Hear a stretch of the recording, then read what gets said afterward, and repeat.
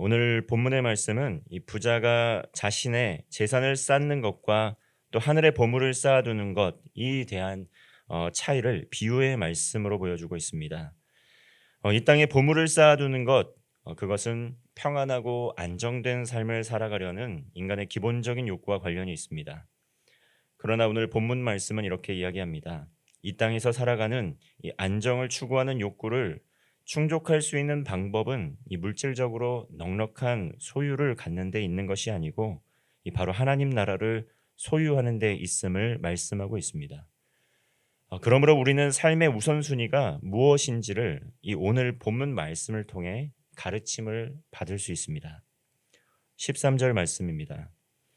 무리 중에 한 사람이 이르되 선생님 내 형을 명하여 유산을 나와 나누게 하소서 하니 수많은 무리가 모여 있을 때 이 무리 중 한 사람이 예수님을 부르면서 이 질문을 합니다. 이 그가 예수님을 부르는 이름은 무엇이었습니까? 선생이었습니다. 선생이라는 말은 이 교사 또는 스승이라고도 이해할 수 있습니다. 그 사람에게 있어 예수님은 어떤 분이었습니까? 그저 큰 교훈과 가르침을 주는 선생이었습니다. 그는 예수님께 자신의 형에게 명령하셔서 유산을 나눠 가질 수 있게 해달라고 간구한 것입니다. 이에 대한 예수님의 답변입니다. 14절 말씀입니다. 이르시되 이 사람아 누가 나를 너희의 재판장이나 물건 나누는 자로 세웠느냐 하시고 예수님께서는 그 사람에게 말씀합니다. 누가 이 예수님을 재판장이나 물건 나누는 일을 하는 사람으로 세웠는지 질문을 하시는 것입니다. 예수님께서는 하나님의 아들이시고 또 예수 그리스도께서 이 땅에 오신 목적은 재산을 나누어 주고 옳고 그름을 판단하는 그러한 일만 하려고 오신 것이 아니고 예수님께서 오신 이 땅에 오신 목적은 죄인을 구원하시기 위해서 오셨다는 것이죠. 그렇다면 우리는 예수님을 누구라고 부르고 있습니까? 우리가 부르는 예수님의 이름은 무엇입니까? 그리고 예수님께서 이 무슨 일을 우리에게 해 주시는 분으로 알고 있습니까? 그리고 우리는 예수님께 어떤 일을 해달라고 간구를 하고 있습니까?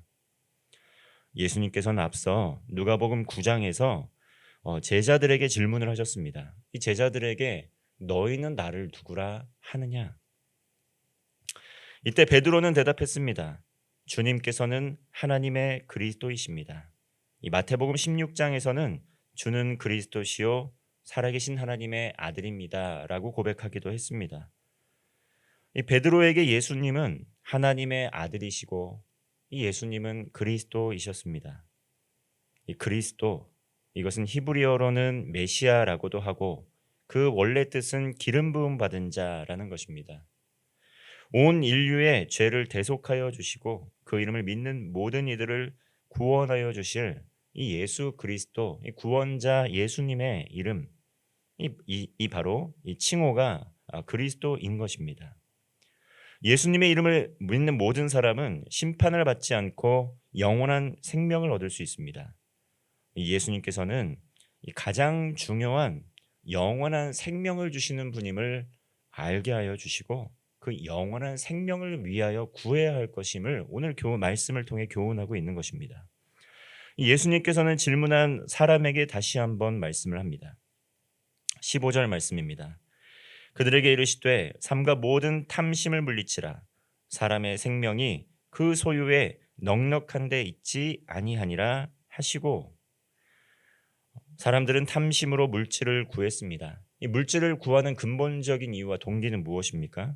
목숨을 유지하고 또 죽음에 대한 불안을 느끼지 않고 평안함을 누리기 위해서입니다. 그러나 진정으로 우리가 평안함을 누리는 것, 진정으로 이 생명에 대한 불안을 느끼지 않는 것, 그것은 소유의 넉넉함이 있는 것이 아니라고 오늘 예수님께서는 비유로 말씀을 하십니다. 이 16절에서 21절의 말씀은 예수님께서 하신 한 부자에 대한 비유의 말씀입니다. 이 내용은 이렇습니다. 한 부자가 밭에서 풍성한 곡식을 수확을 했습니다. 그래서 부자는 마음으로 이 곡간을 헐고 더 크게 지으면 이 모든 곡식과 물건을 그래서 모든 곡식과 물건을 쌓아두어야겠다고 결심을 합니다. 그리고 여러 해 동안 쓸 물건을 많이 쌓아두었으니까 이제 평안하게 쉬고 먹고 마시고 즐겁게 살 수 있겠다 이렇게 생각을 하면서 심중에 기뻐했습니다. 그런데 이때 하나님께서 이 말씀을 하시는 것이죠.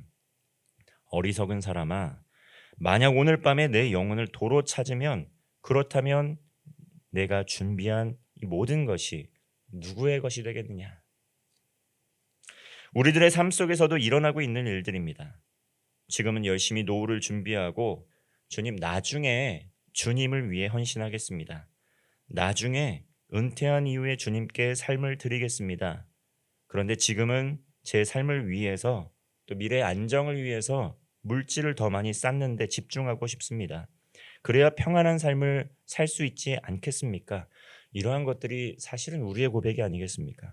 그런데 그 과정에서 이 모든 것을 잃어버리는 분들이 있다는 것이죠.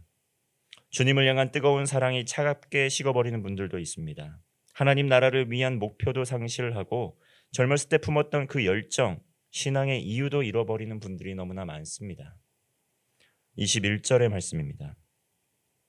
자기를 위하여 재물을 쌓아두고 하나님께 대하여 부요하지 못한 자가 이와 같다.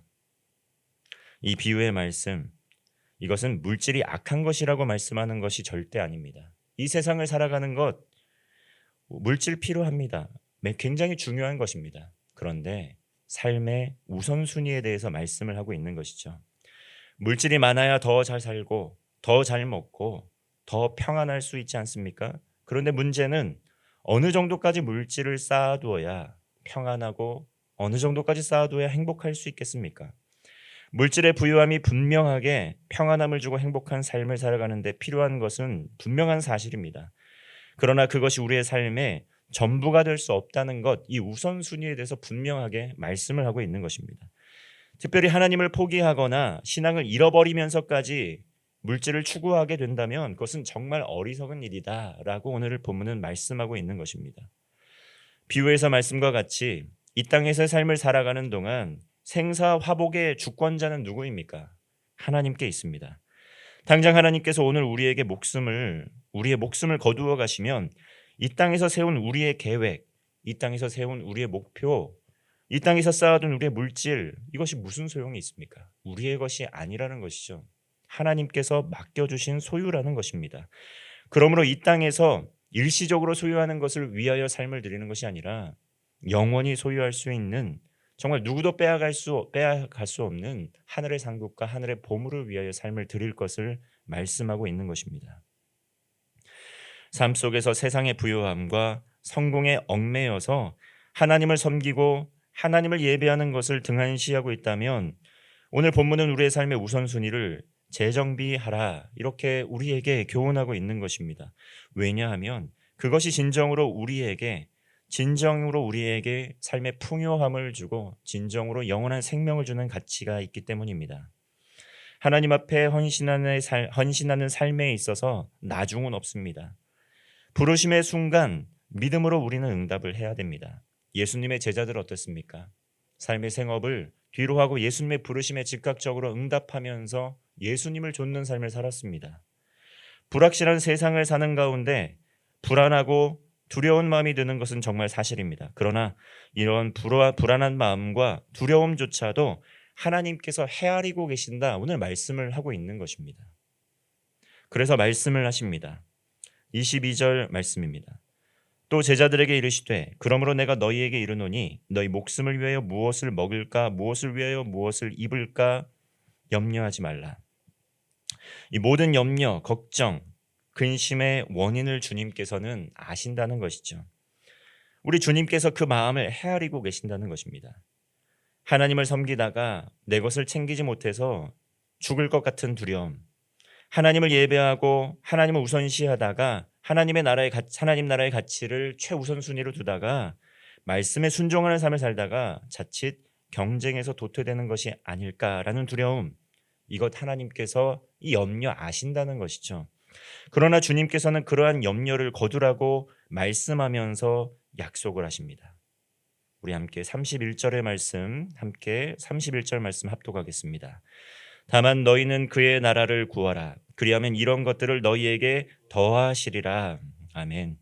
하나님의 나라를 구하며 영원한 것에 삶에 들이며 하나님을 예배하는 삶을 살아가게 될 때 하나님께서 능력을 주시고 모든 것을 더하여 주시겠다고 약속을 해 주신 것입니다.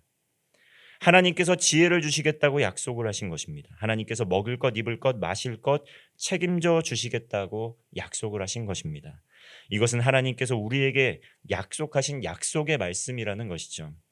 믿음의 삶은 하나님께서 주신 약속의 말씀을 붙들고 믿음으로 걸어가는 삶입니다. 광야의 여정을 마친 이스라엘 백성들, 늘 불안하고 두려운 마음이 있었겠지만 광야의 여정을 마친 이후에 어떻게 고백을 했습니까? 만나와 메추라기, 불기둥과 구름기둥, 옷이 해지지 않고 신발이 헤어지지 않았다고 고백을 합니다.